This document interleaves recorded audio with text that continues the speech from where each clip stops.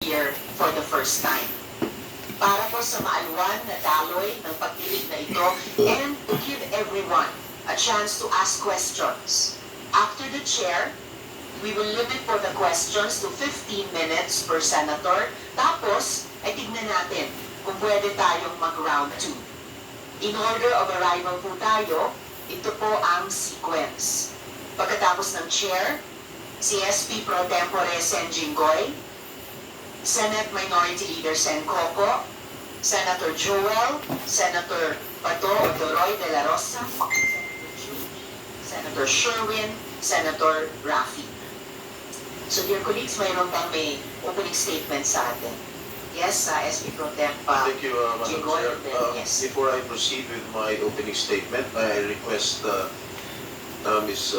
Alice Go. All throughout the hearing. Magandang umaga po, Sen. Okay naman po. Okay.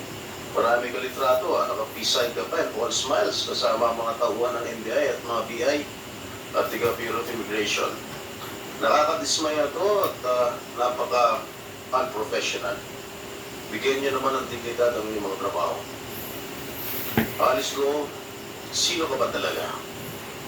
Alam na namin lahat through the hearings conducted by this committee na hindi ka Pilipino. Hindi totoo lumaki ka sa farm, hindi totoo si Teacher Rubilin, hindi rin totoo na simpleng mamamayan ka lang.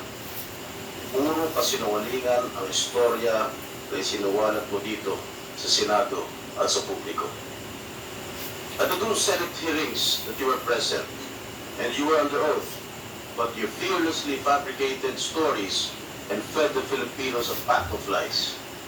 And in stark contrast to the purported image that you grew up in a farm and was only involved in hog and poultry raising, some 28 billion flowed through your bank accounts despite your companies earning meager income. Gaano ba kalawak ang kanilang operasyon at ano ang intensyon niya na pati pagiging mayor ay kailangan niyang pasukin? She openly mocks our government for August 14 sa San Jose del Monte, Bulacan, maski wala na siya sa bansa.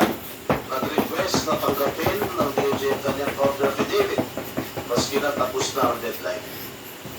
Kaya naman pala